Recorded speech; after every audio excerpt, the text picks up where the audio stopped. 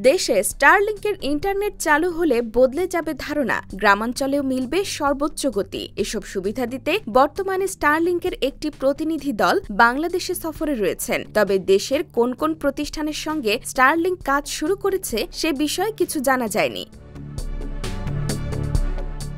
বলা হচ্ছে, ভূমি বরাদ্দ, নির্মাণ সহায়তা ও অবকাঠামো রক্ষণাবেক্ষণের মতো কার্যক্রম পরিচালনায় এসব সহযোগিতা চুক্তি হয়েছে। স্টারলিংক টিম এই কাজের জন্য কিছু নির্দিষ্ট স্থান নির্ধারণ করেছে। এর মধ্যে কয়েকটি দেশি প্রতিষ্ঠানের নিজস্ব সম্পত্তি এবং কিছু ক্ষেত্রে হাইটেক পার্কের জমি ব্যবহারের বিষয়টি বিবেচনা করছে Starlink.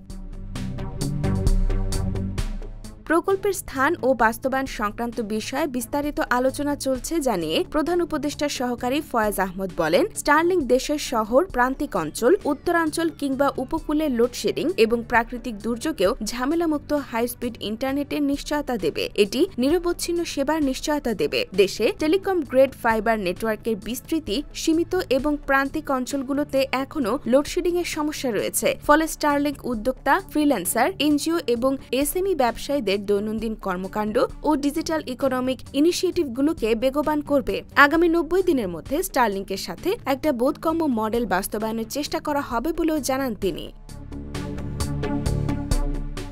IBTV USA, new York.